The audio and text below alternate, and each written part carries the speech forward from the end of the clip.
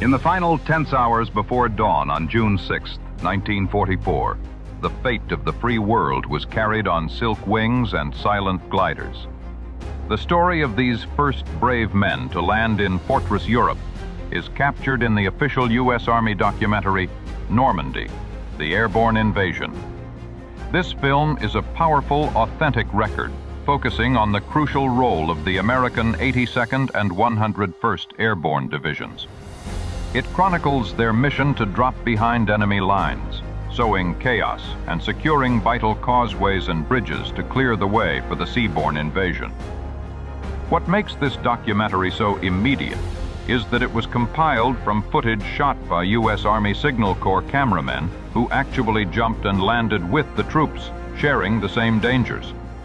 A particularly stark focus is placed on the glider infantry, who undertook what was essentially a one-way mission in unarmed aircraft, landing amidst intense enemy fire to deliver heavy equipment and reinforcements.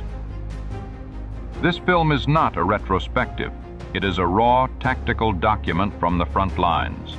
It preserves the story of the spearhead of Operation Overlord, a visceral look at the courage required to leap into the darkness and begin the liberation of a continent.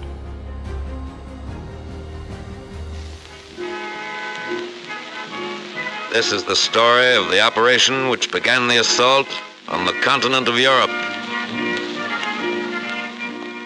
The 9th Troop Carrier Command will transport and resupply parachute and glider elements of the 82nd and 101st Airborne Division and will be prepared to transport elements of the British 1st Airborne Division as directed.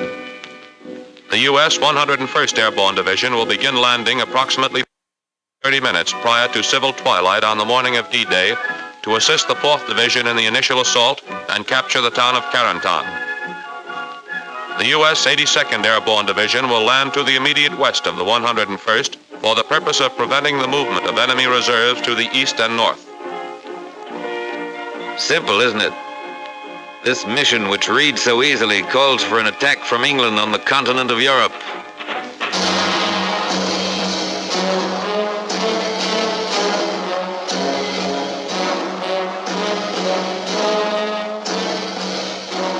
The Festung Europa, walled in by the formidable defense in depth of the Atlantic Wall.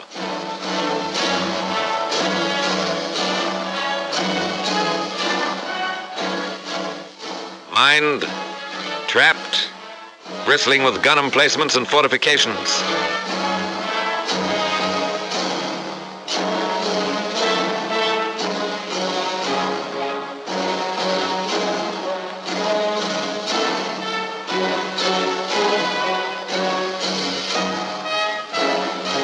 An impregnable barrier, said the Nazis.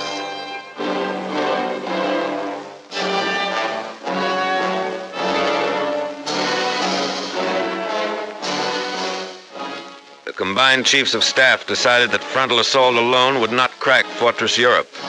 The Atlantic Wall must be vaulted and the cracking process begun from the rear.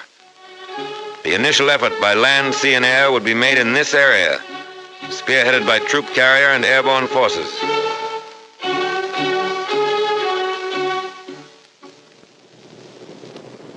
But before the D-Day, there must be a number of lesser D-Days. The first large-scale airborne operation was performed in conjunction with the assault on Sicily, 10 July 1943. Taking off from fields in Africa for dropping zones in Sicily, troop carrier units transported by glider and aircraft, units of the 1st British and the U.S. 82nd Airborne Divisions. Almost a year before this operation, a troop carrier group transported a parachute infantry battalion from England to start the invasion of North Africa.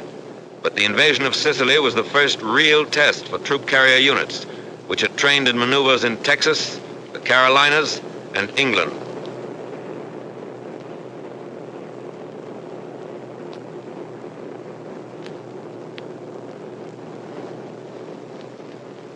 The Sicilian operation indicated there was much to be learned about the planning of an airborne operation. Troop carrier aircraft were shot down by friendly forces, and parachute drops were widely scattered. It was a tactical success, however, rich in experience for the units which would later participate in the assault on the continent. The lesson was driven home. that more navigation aids were badly needed, that gliders must be landed at slow speeds, that some type of air brake was necessary to decrease the rate of descent of gliders going into small fields, that protection for the nose of the glider in rough landings should be provided, not only to protect the pilot, but to facilitate unloading. A technique had to be worked out for gliders landing on water.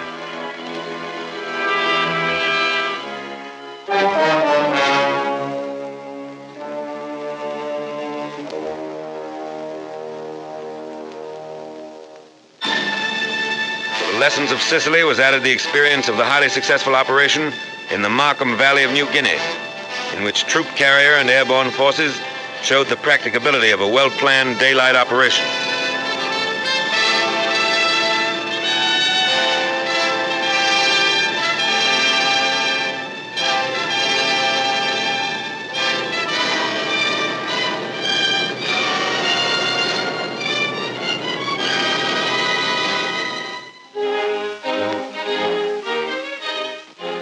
Back in the United States, many lessons learned from the operations in Sicily, Markham Valley, and Salerno were made a part of training and maneuvers. The Griswold nose was developed to protect the glider in rough landings. Parachute arrestor was adopted to permit landing the glider in restricted areas.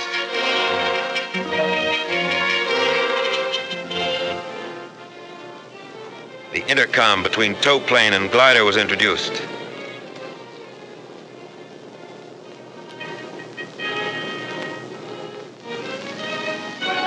Blitz landings were out.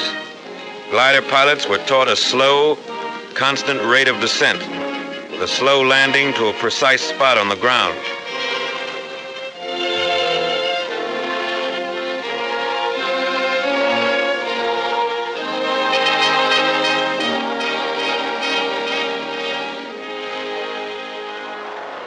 Many types of combat aircraft were suitable for towing the CG-4A glider. The P-25 was used. The P-38 performed its task well.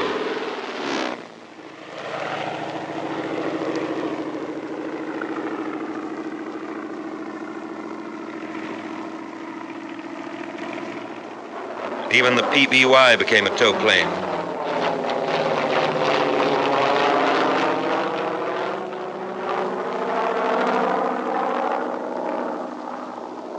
Note the takeoff of the PBY before the glider.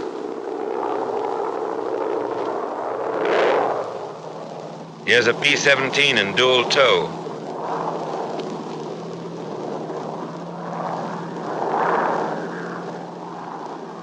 And a triple tow by a C-54.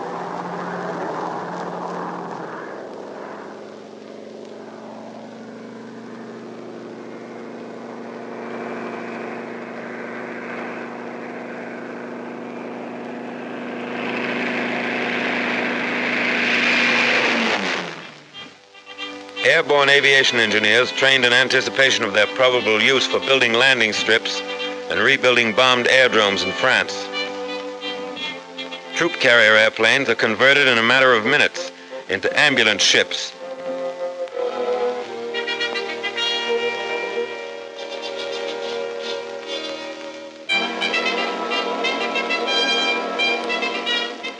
And from lessons learned overseas, grew the doctrine expressed in War Department Circular 113, employment of airborne and troop carrier forces. Doctrine was put into practice, and Circular 113 became the blueprint for all future airborne operations. Airborne and troop carrier units are theater of operation forces. Their employment must be an integral part of the basic plan made by the agency directing all land, sea, and air forces in the operation. The coordinating directive must be issued in time to allow realistic preparation and training by troop carrier and airborne units for the specific operation. Airborne troops must be employed in mass, and the bulk of the force landed in as small an area as possible. The use of highly trained pathfinder teams dropped in advance to mark dropping zones and glider landing zones is essential. Procedures must be prescribed which will ensure that troop carrier aircraft on course at proper altitudes and on correct time schedules are not fired upon by friendly forces.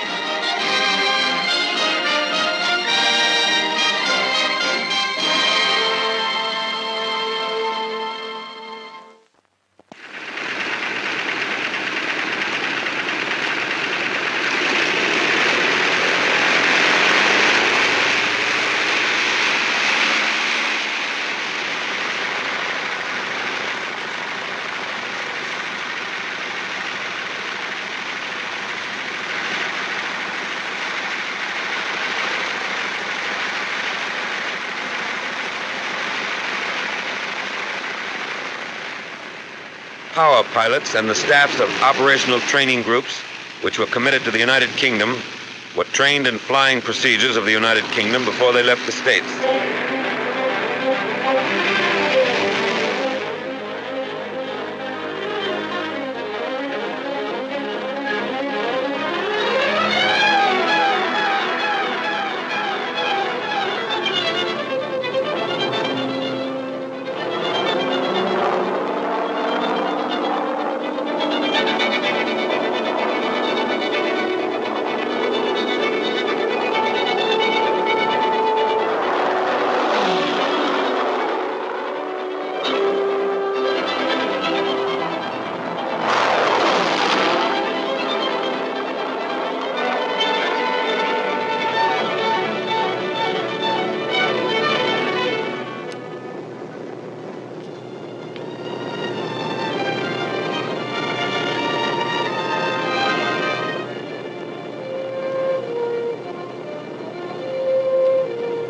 Low flying was emphasized, designed to prevent early detection by the enemy.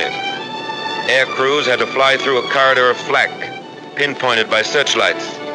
Every aspect of operations in the United Kingdom, flying control, air-sea rescue, supply, British navigation, weather, all phases of theater training were covered before the units departed overseas.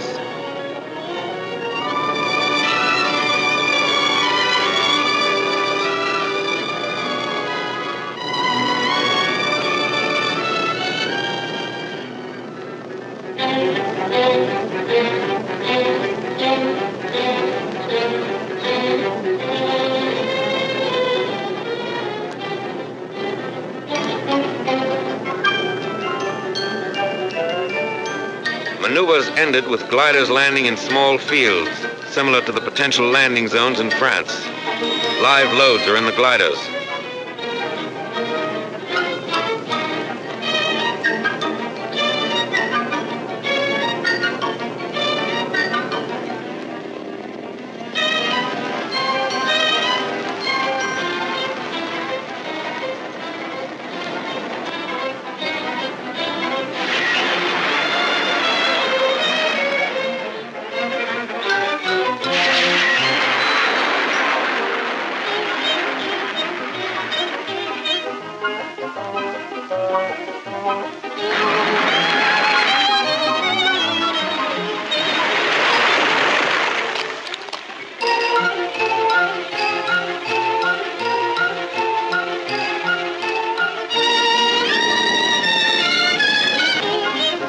Airborne troops continue in their specialized tactics. Glider pilots are trained to stay in action with them until evacuated.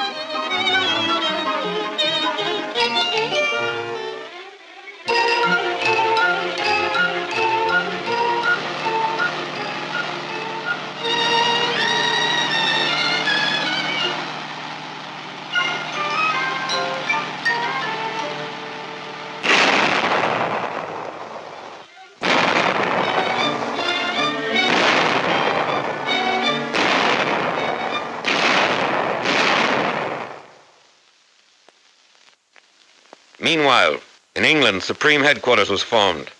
The planning phase changed to the manning phase.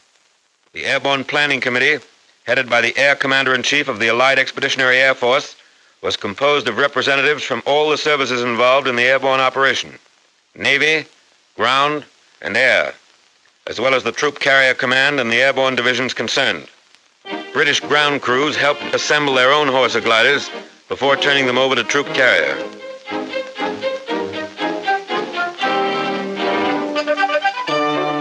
This British Horsa now belongs to the 9th Troop Carrier Command.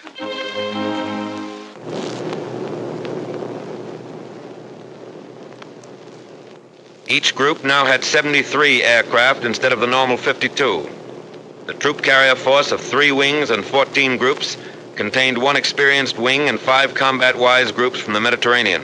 3 planes in each squadron are equipped for aerial pickup.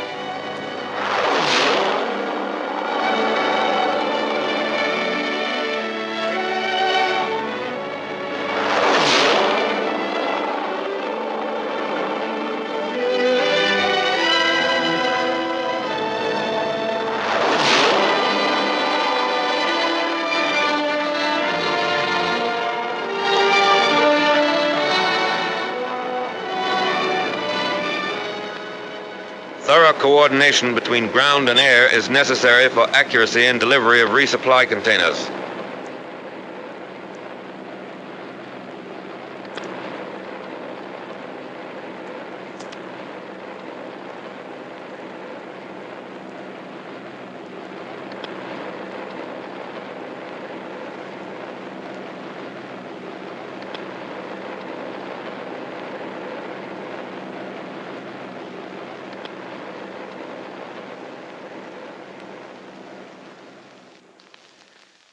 These men are pathfinders, a combined team of troop carrier crews and parachute technicians who will drop on objective areas and set up homing devices for the main aerial convoy. Teams consist of 9 to 14 technical men and 5 security personnel. The Pathfinder School, starting without precedent and table of organization, and with little equipment, turned out 50 trained troop carrier crews and 260 British and American airborne officers and men by D-Day. Pathfinder airplanes were equipped with every navigational aid used by troop carrier, and the flight crews and airborne teams received 30 to 60 hours training in their use, both in the air and on the ground. Each Pathfinder team is equipped with 8 specially designed holophane lights from which DZ light tees are made. By D-Day, crews who had lived, trained, and were briefed together could navigate under instrument conditions to within 600 to 800 yards of a pinpointed position in unfamiliar territory.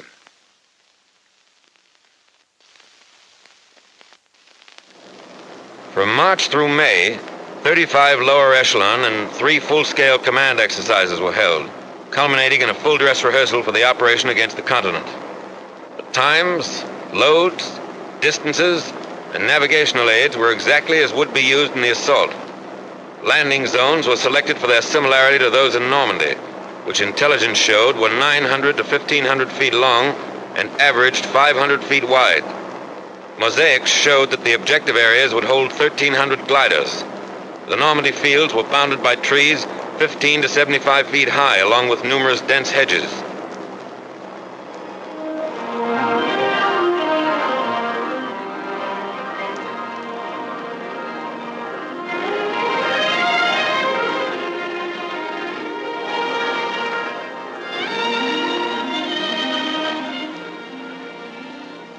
Glider pilots were allowed to choose their own fields, and release was made at heights from 800 to 1,000 feet.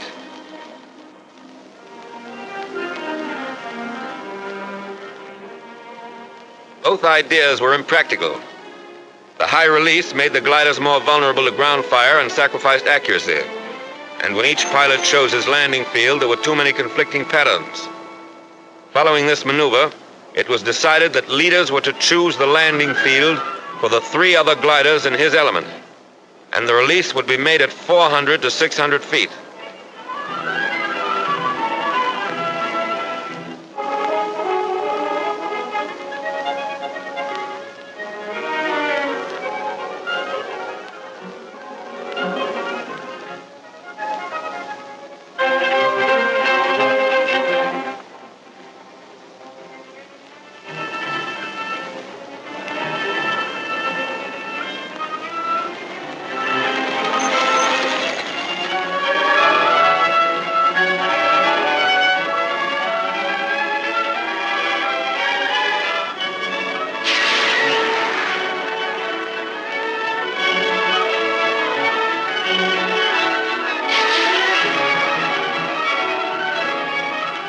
If fields small enough for practical operational training are used, there are certain to be crack-ups. A compromise must be made between realistic training and the number of gliders which may be expended on the maneuver.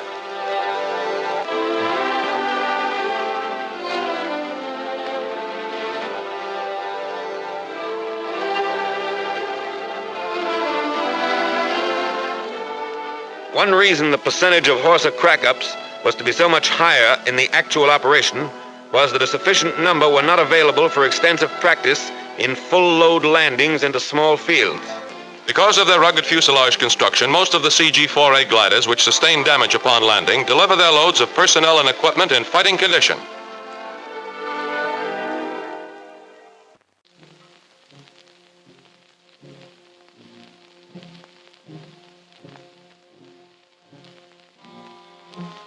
Airborne infantry file into buses for their last land-borne ride until D-Day.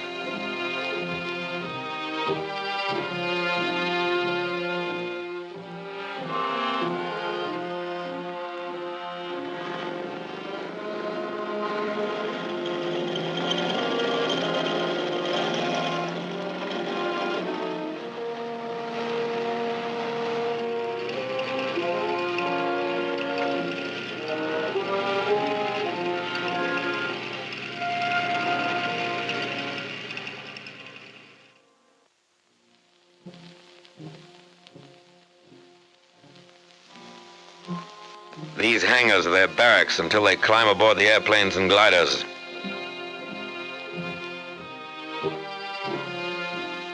New equipment is issued.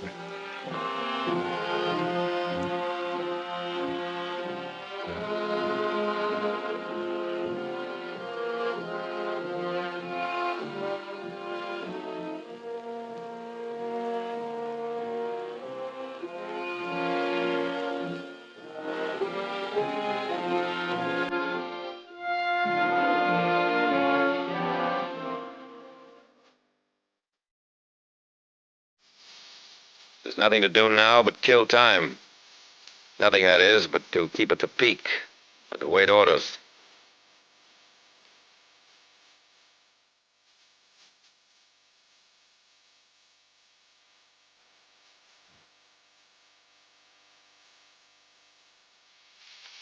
And grab a few moments to read letters from home. And write a few lines. But this is business, and you want to be sure you're in business when the time comes. So you take inventory of your stock and trade, and keep everything clean and shining, and ready.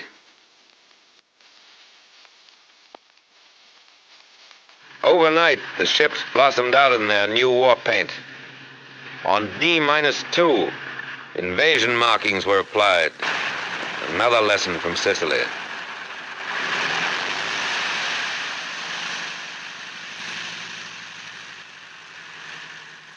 Invasion money revealed the objective.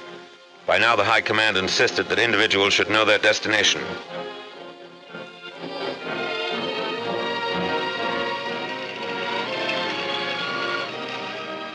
Hours before takeoff time, parapacks were assembled and delivered to the C-47s.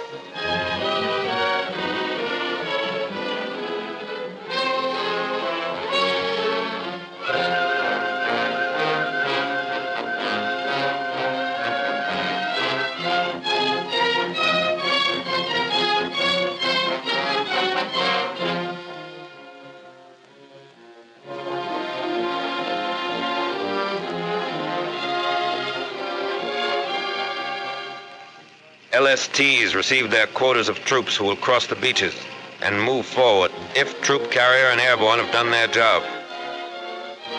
One glider regiment of the 101st was to go in by boat, as were some attached and supporting units of both divisions. The lift, or the required aircraft and gliders, was not available to put them in by air as early as needed. D-Day-1, and time narrows down. Gliders for the first night's operation are assembled for the takeoff. Glider pilots are told to assemble at division headquarters after landing for evacuation to England. An airborne general has a final talk with his men.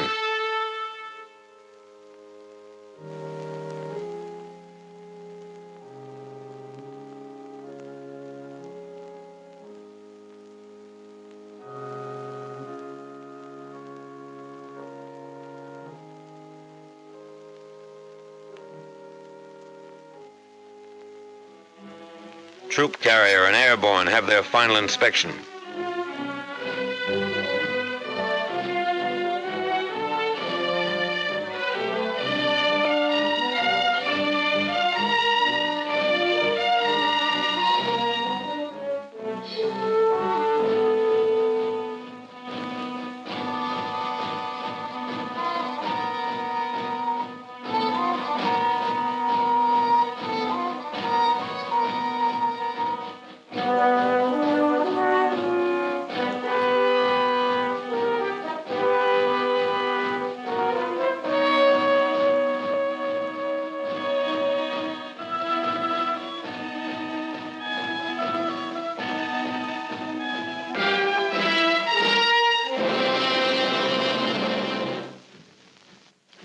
more than a dozen fields, paratroopers marched their ships.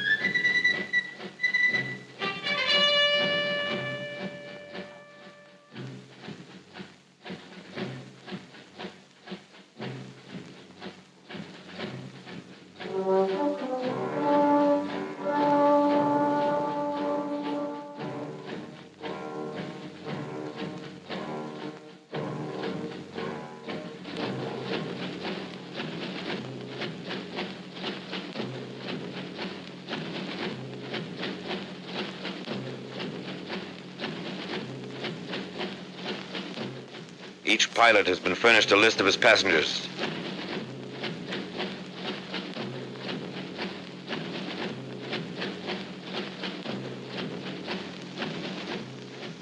Parapacks are checked.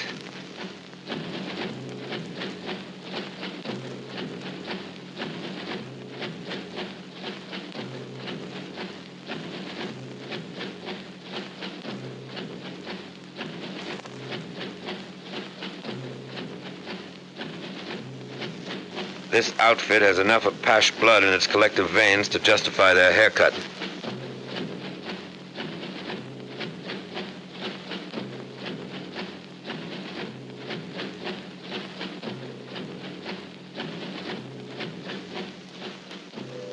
There is a message from the Supreme Commander.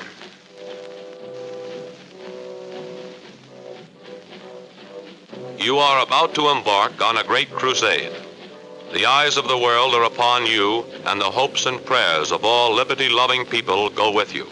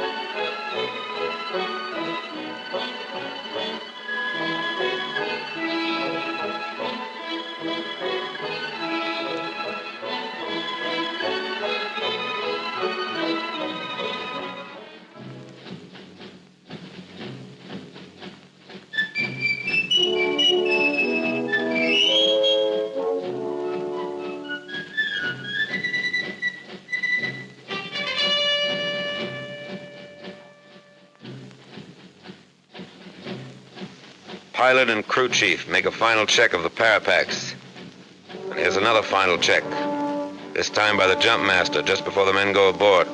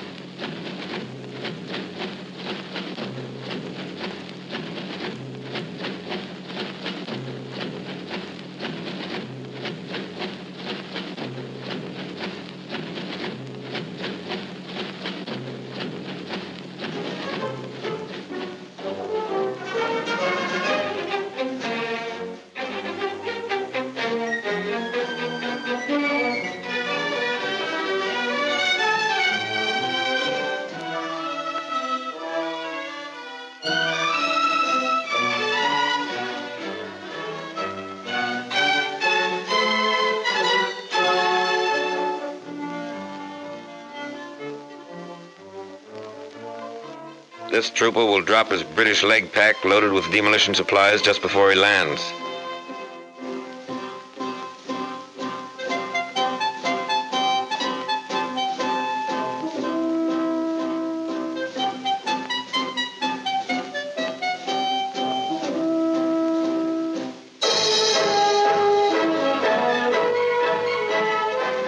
At dusk, Pathfinder teams board the ships that will show the way into enemy territory.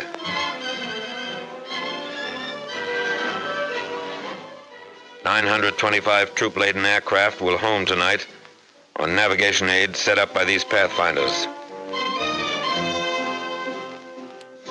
This is 1 minute out of 1 hour in one day in the world's history that has rarely been equaled. These are the first ships to take off in the airborne invasion of Fortress Europe.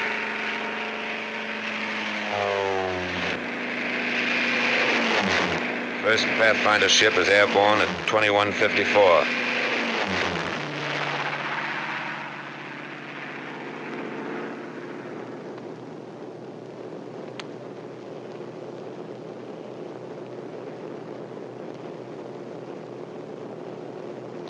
As the Pathfinders head for the coast of France, other C-47s move into position for their takeoff at the head of the runway.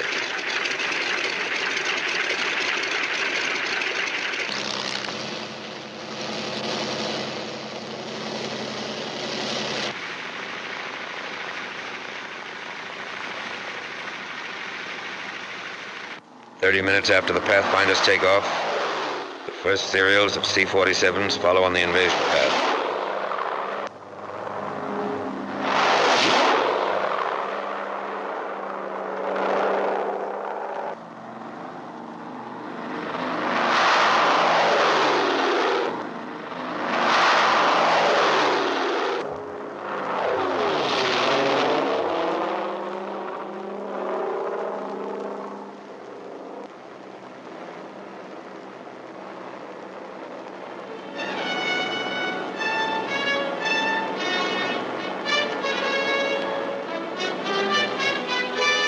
As troop carrier aircraft cross the channel, the Allied invasion fleet has already weighed anchor.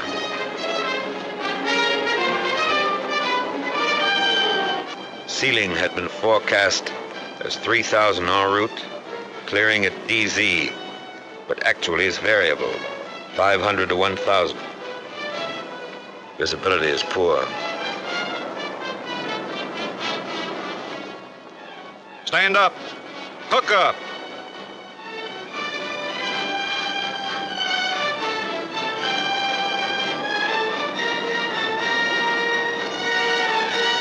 Ready with the red. Show the red. Stand to door.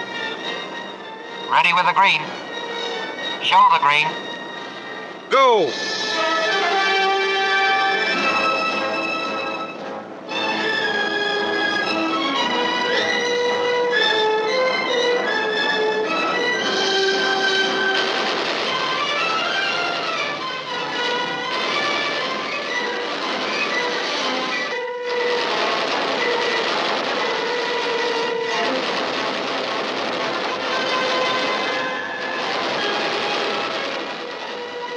The unit landed squarely on the German 91st Infantry Division and other enemy troops. These enemy units were on maneuvers and were already occupying their assigned defensive positions. Surprise was gained only by the leading parachute unit, and subsequent serials found themselves under practically continuous ground and anti-aircraft fire while crossing the peninsula and upon landing. 821 airplane loads, 13,000 paratroops were delivered into DZs in less than 2 hours.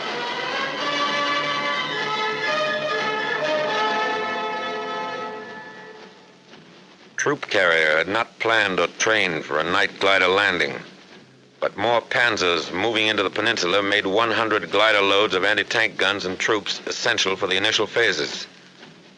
It was estimated that only 50% of personnel and equipment would be available for use after the landing. This calculated risk was accepted. The serials were made up of the reliable CG-4As, which were easier to put into strange fields in darkness. 0200. Time for the gliders to go.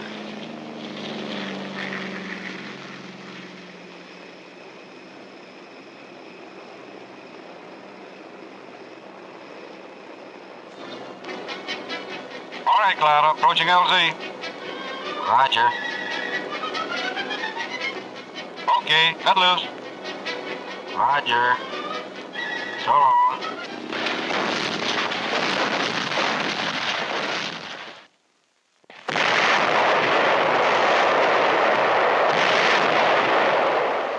Coastal defenses are softened up for the beach landings.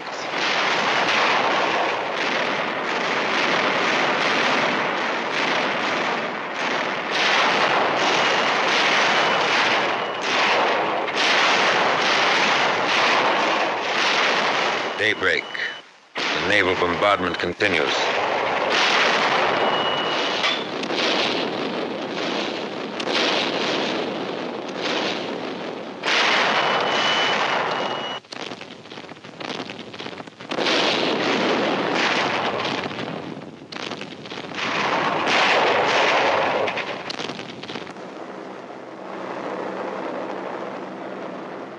Marauders went in ahead of the troops to blast enemy coastal installations. Priority number 1, air supremacy, had been obtained a long time before D-Day. The 8th and 9th Air Forces had accomplished that. Standing offshore, the invasion craft wait as Allied planes blast the coast.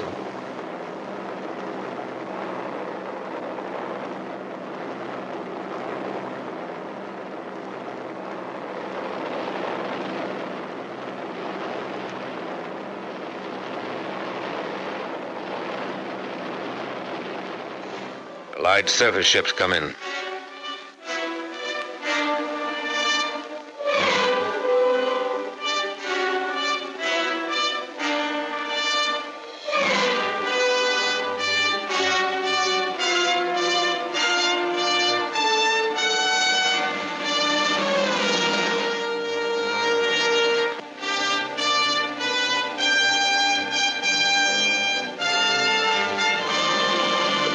Go on to the next phase.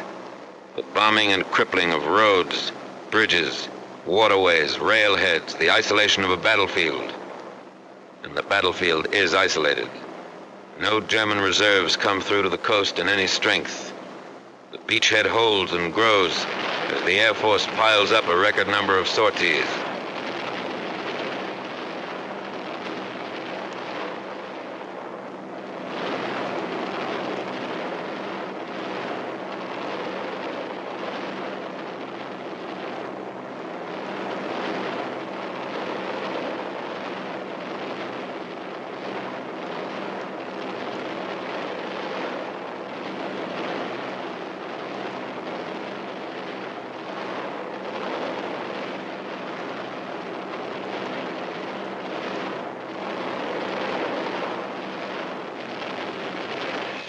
Fighters blast every target that moves on enemy ground.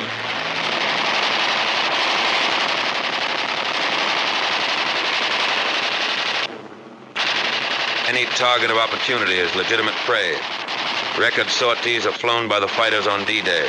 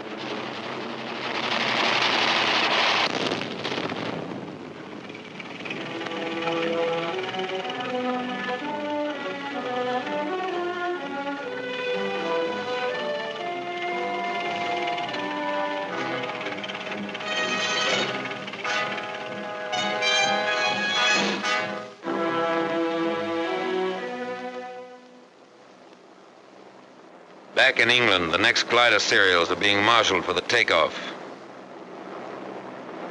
The C-47s are doing double duty.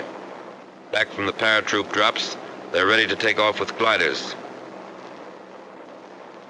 Dual tow had been practiced in the States, but it was not used in this operation due to the extra time necessary for air assembly and to the additional marshalling space which it would require on the airdromes.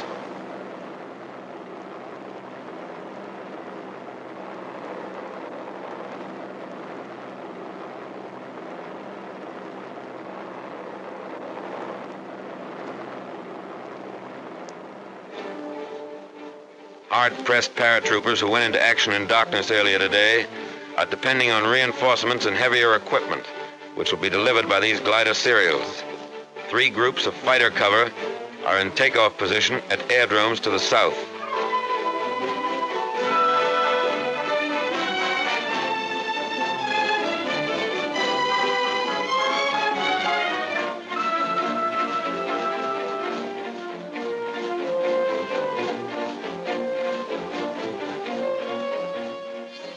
The coordinated British effort was made simultaneously by the British 6th Airborne Division, transported by RAF 38 Group on objectives around Caen.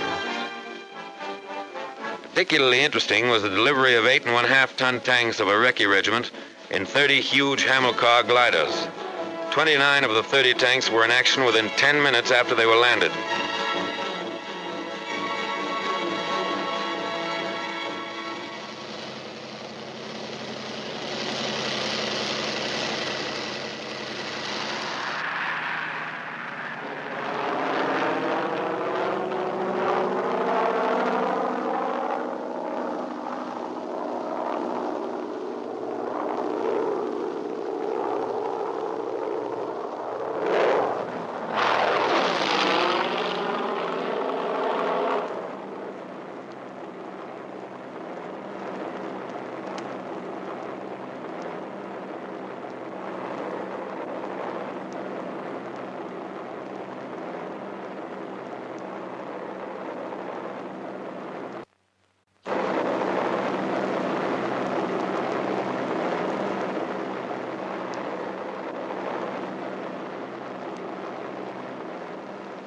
Air superiority makes possible this daylight operation.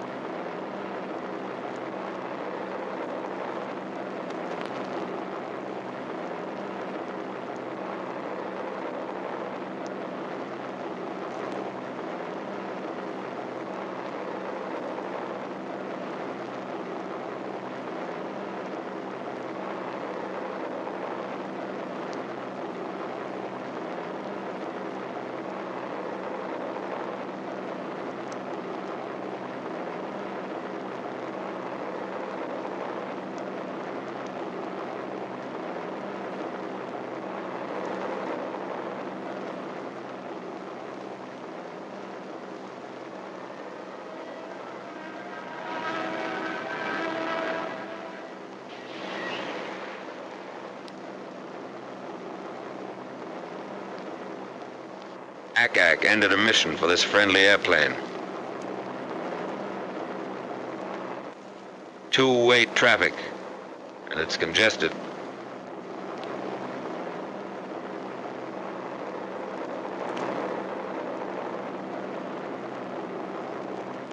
These are areas flooded by the Germans.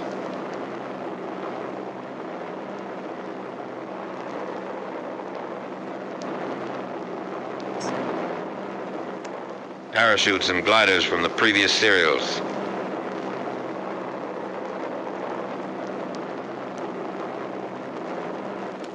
The gliders cut loose from their tow planes.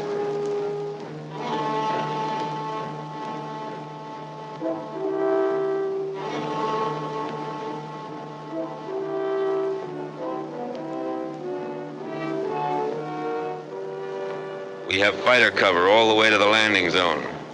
Not even a lone German fighter was able to sneak through.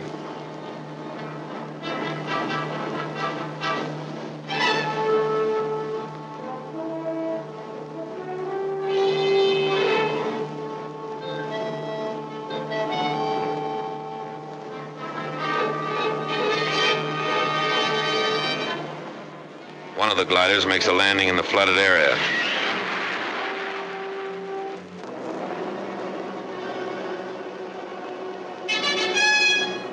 Here are the staked fields intelligence warned us about.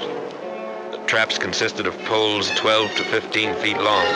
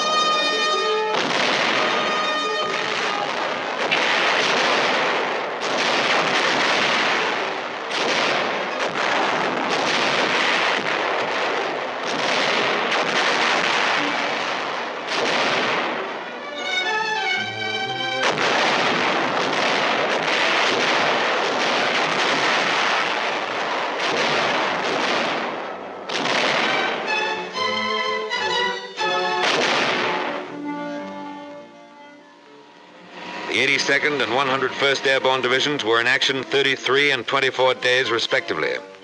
The 82nd, having captured Sainte-Mère-Église and secured the bridgehead across the Mer River, destroyed other river crossings, protected the flank of the 7th Army Corps, and drove west to the Douve River. The 101st seized the areas assigned it, destroyed bridges, and drove on to Carentan to establish a defense area there.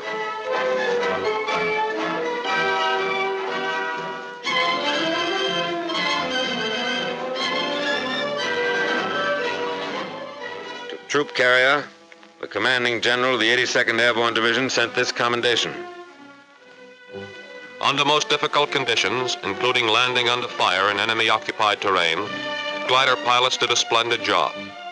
On the ground, they rendered most willing and effective service, providing local protection for the division command post during the most critical period when the division was under heavy attack from three sides. Please express to all elements of your command who brought the division in by glider or parachute, or who performed resupply missions for us, our admiration for their coolness under fire, their determination to overcome all obstacles, and for their magnificent spirit of cooperation.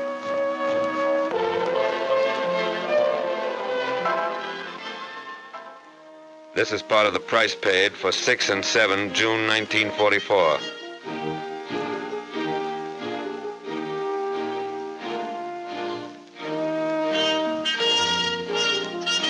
$1,662 troop carrier airplanes were dispatched in the first 24 hours of the assault. 43 were lost and 311 damaged by small arms fire. A lot happened here that cameras could never get. But a corporal with the Pathfinders remembers. We were covering the landing of the first bunch of gliders. We were pinned down by German fire across the field.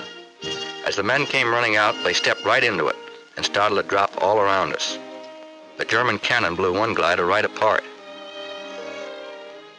A veteran glider pilot. A night glider operation means more landing casualties and extreme difficulty in unloading. It is certainly not desirable if a dawn or dusk landing is at all practicable. A power pilot. I flew in a parachute serial the first night and the navigation aids really worked, but I couldn't see the light T, which was supposed to be on my drop zone. A War Department observer who entered combat with one of the airborne divisions. Troops were dropped generally in the vicinity of the DZs, but were badly scattered. It appears that prearranged supply systems are not flexible enough for airborne combat. Supplies should be dropped as called for by local commanders rather than dropped en masse. Large-scale parachute resupply drops are wasteful and should be restricted to emergencies. More attention should be paid to switching over to ground supply as soon as possible. A troop carrier liaison officer. Our Pathfinder teams, in 2 cases I know of, suffered heavy casualties. The light Ts, which we expected so much help from, were only 10% operational due to enemy fire. 50% of the resupply drop landed in enemy hands. Communications didn't exist to advise later serials of changes in the enemy situation. Troop carrier operations and communications personnel should move with the first parachute or glider units. 89% of the horses and 50% of the wackos crashed in landing. But 75% of personnel and equipment were ready for combat.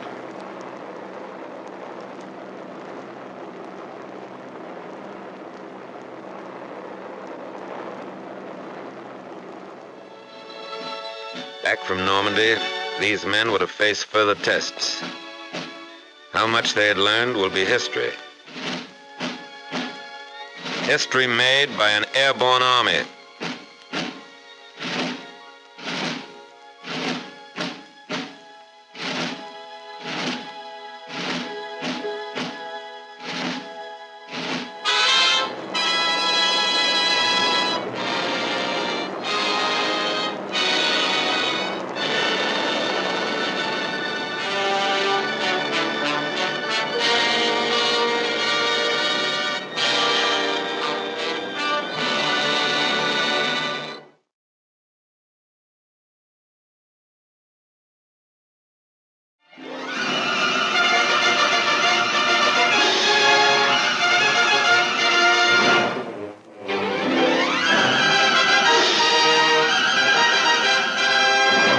Ladies and gentlemen, the picture you're about to see is as important a film document as was ever made by the Army Air Forces. In graphic detail, it reveals the operation use of gliders in the invasion of Normandy, gliders which you helped to manufacture. You will not soon forget this picture. You may even be able to recognize gliders which you built with your own hands. I think you will swallow with pride when you see how well they perform, for without them, the invasion of German-held territory could not have been the success it was. Yes, you'll be filled with justifiable pride, and speaking for the Air Technical Service Command and the entire Army Air Force, I want you to know that we share this pride with you. But the job is not yet done. You still need gliders of every description, gliders such as only you can make. In the past, you worked very hard, but now you must work even harder, for out of your toil will come the aircraft we need to speed victory. Thank you.